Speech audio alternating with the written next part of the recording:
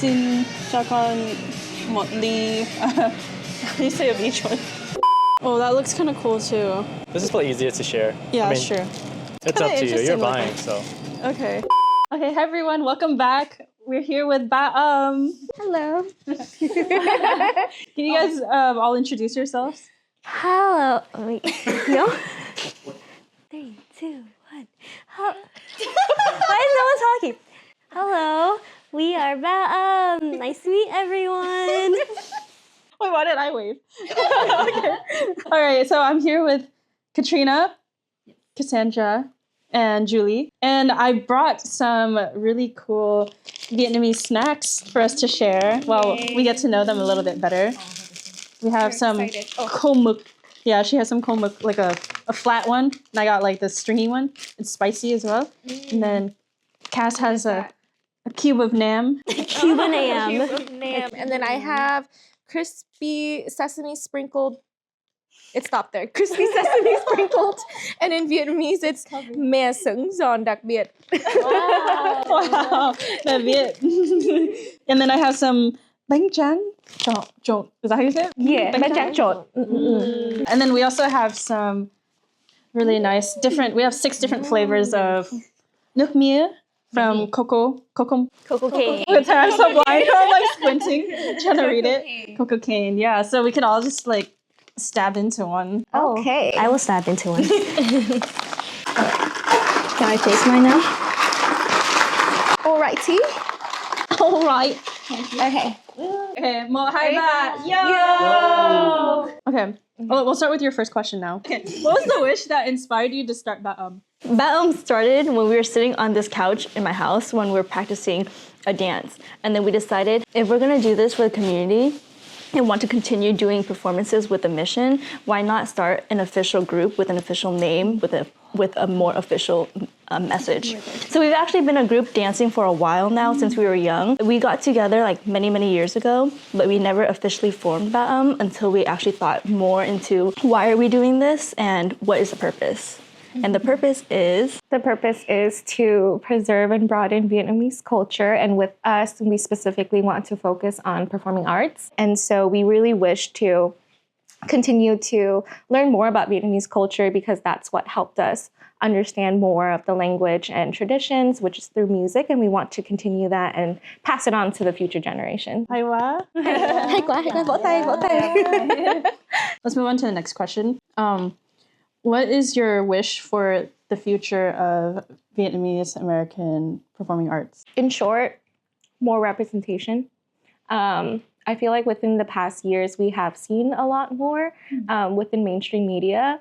And there has been a lot more presence of younger Vietnamese American artists as well, specifically Vietnamese American artists and Asian artists in general. So really proud and really happy to see, people alike. I think what goes along with our mission too is covering a broader spectrum of our culture, because I think what people tend to see are things that go viral, which is good. And it's nice how the algorithm works like that. But I think what we like to focus on, even though it's not completely traditional, is aspects that are not as known. So then sometimes we do like cook songs, or even songs of our parents' generation, music, older music versus mainstream music that gets popular from trends now. So I think it's good to, at least for the younger generation, to know both so that we could appreciate what came before us so that we could continue preserving it and then making our own twist for it. Did you want to say anything?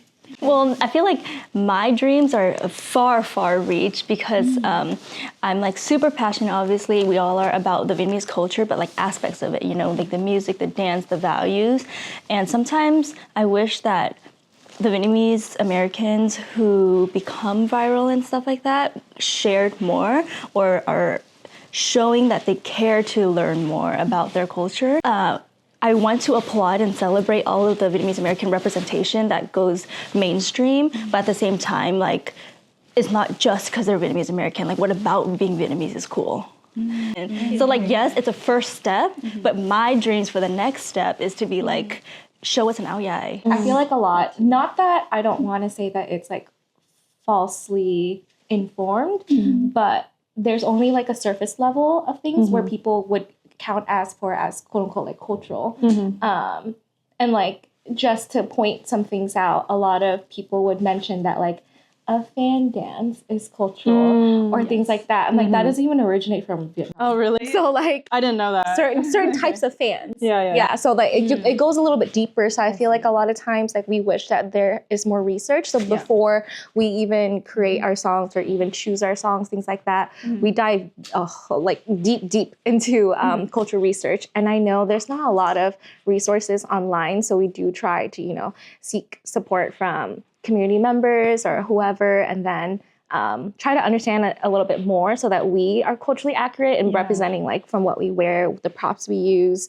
our moves, try to like mirror the lyrics and things like that. Right now we're at like this step, and then that's definitely like a next step we want to go towards. So yeah, it's great to celebrate where we are now, but yeah, we need to go like a bit further. All right, the next question is how do you research like the history, because there's a lot of history that goes behind your dances and your costume making, like every aspect of your performance is heavily researched. Who does like most of the research, and how do you just go on the internet, or do you ask like verified sources? I feel like we do a fair share of research on our own. I'm trying to think back of our process. I feel like our process isn't linear. We would shoot out a bunch of ideas, and each of us would pretty much present like why like we chose the songs we chose and then the background behind it. For me personally, a lot of the knowledge had come from what I learned in Viet school.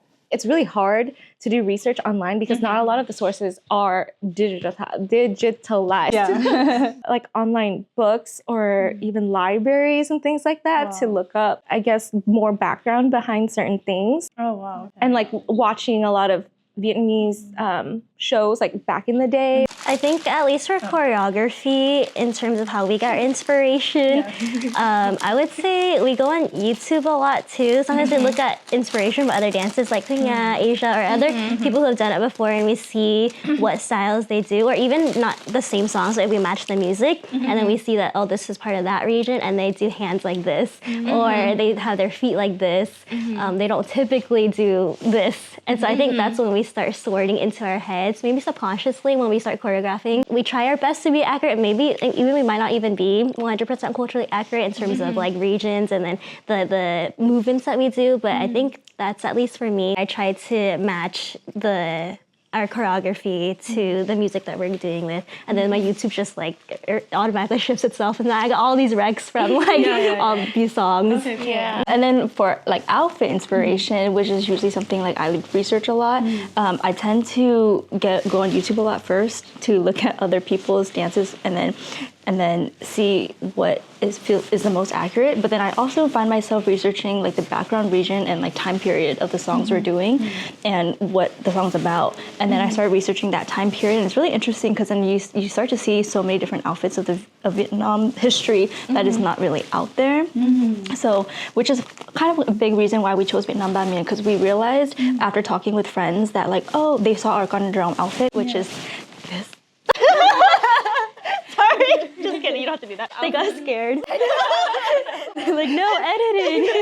They're like, oh, it's not an ao dai. And we're like, oh, is that like all you're familiar with? So that's why we tried Vietnam Ba Mien, so that in one song we can show them 3 different regions. And then one of my close friends who's been like very involved in Vietnamese culture, he didn't realize that there's 3 what do you call it? Iconic outfits of the 3 regions. Yeah, it's amazing because even though like 3 regions, that's not even everything. There's at least like 52 like different like highlands in Vietnam with different like ethnic cultures and things like that. So it's crazy how small Vietnam is, but how rich our culture is as well. So we want to be able to highlight more, I guess, diversity even within our culture.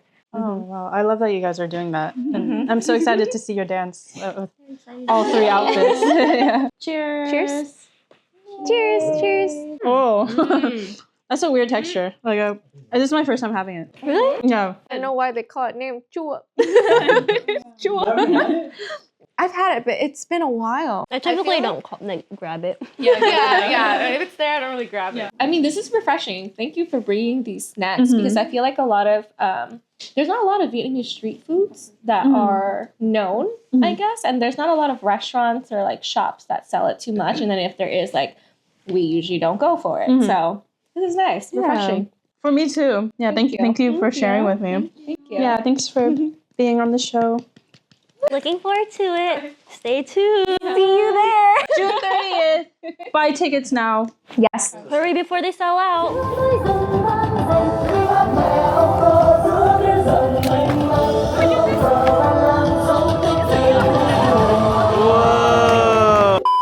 Emê Concert.